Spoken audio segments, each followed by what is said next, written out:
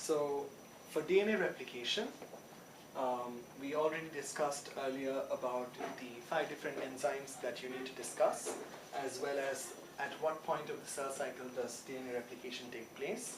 So just to recap, emphasize to the students that DNA replication takes place during the S phase of interphase, and then go on to talk about the 5 different enzymes that play a role in the process of DNA replication itself.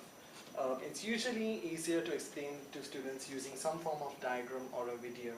So I've just put up a generalized diagram for DNA replication up, just to go through some of the points.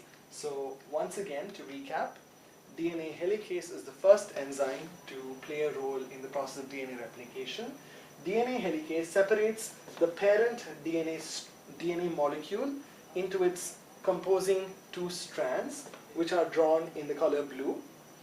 This is done by breaking the hydrogen bonds between the complementary base pairs of the 2 strands in the parent DNA molecule. The result of the action of DNA helicase is the creation of a replication fork, and we will be referring to the replication fork several times later on in the process. Now, as helicase separates the parent DNA molecule into its 2 parent strands and proceeds to the right of the board, you will see the other enzymes coming into action. The next enzyme after helicase to play a role is the enzyme RNA primase. And RNA primase produces these short fragments of RNA which are drawn in green, and these short fragments of RNA bind to the parent DNA strands drawn in blue by complementary base pairing once again, and these short RNA primers function as a place onto which the DNA polymerase III enzyme can bind and carry out the actual process of DNA replication. So once the RNA primers are laid, the main enzyme of DNA replication, which is DNA polymerase III, comes in. It's drawn in a red circle, and it carries out the process of DNA replication always in a 5' to 3' direction. Always 5' to 3' direction. Now it can be seen on the diagram I've put up that the blue parent molecule, this end represents the 3' end, which means that the new molecule to be built along this strand will have to start with the 5' and produce towards the 3', which DNA polymerase III can do without any difficulty, as it always works in a 5' to 3' direction.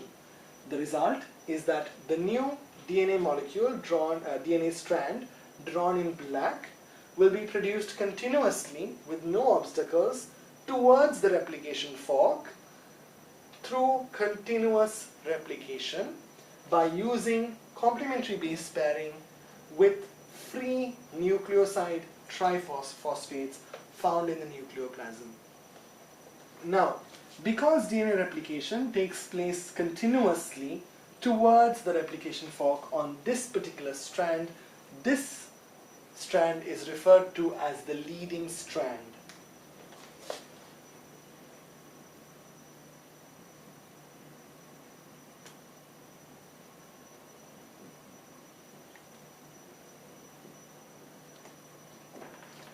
However, on the other strand, there is a problem, because the blue molecule ends with a 5' end here.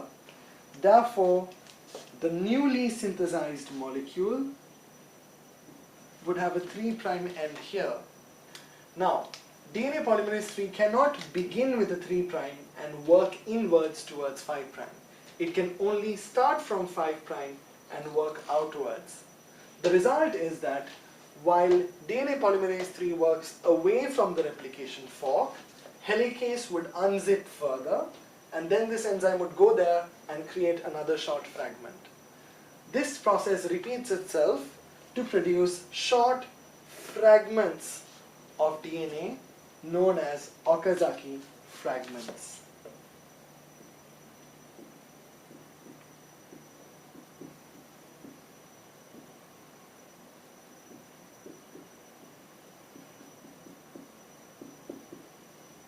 And this strand where replication happens in short bouts is known as the lagging strand.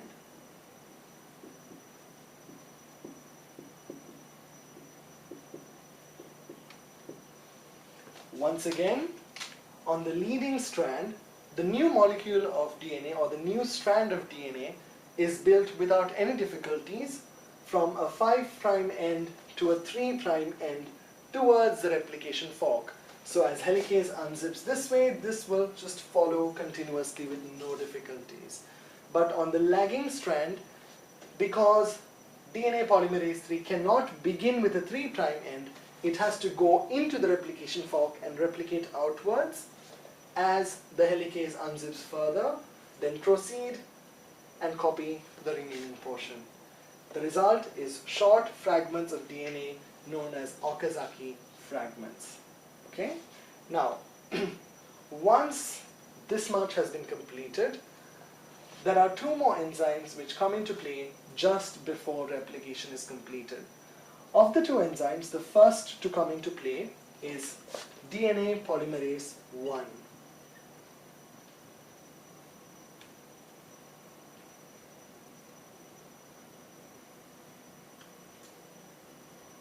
Now, you will notice that there is a short primer made of RNA on the leading strand and several short primers made of RNA on the lagging strand.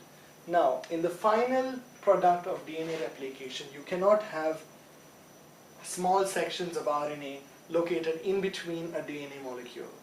Therefore, you need a special enzyme, DNA polymerase 1, to selectively come and remove these little green primers and replace them with purely DNA nucleotides.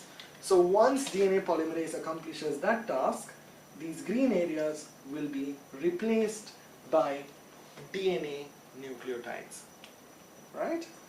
Finally, you've removed the RNA nucleotides and replaced them with DNA. However, on the lagging strand, you still have separate Okazaki fragments. Now, these Okazaki fragments are connected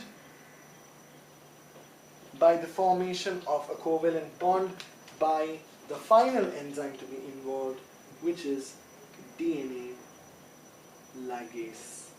True to its name, it ligates the separate Okazaki fragments together, forming a continuous DNA molecule even in the lagging strand.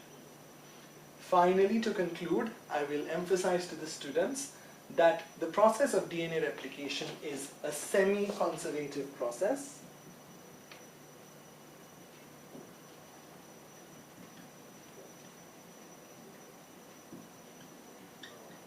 Semi-conservative process because each of the two DNA molecules that are formed consist of one old parent DNA strand and one newly synthesized strand, partially conserving the old while partially being built anew. Therefore, this process is referred to as a semi-conservative process. So once again, stress on the fact that the process is semi-conservative, that it takes place during the synthesis phase of interphase, and then elaborate on the functions of the 5 enzymes: helicase, RNA primase, DNA polymerase 3, DNA polymerase 1, and DNA ligase, and make sure that you discuss the presence of a leading strand and a lagging strand, as well as Okazaki fragments, and how the process is caused due to the fact that replication can only happen in a 5' to 3' direction. Thank you.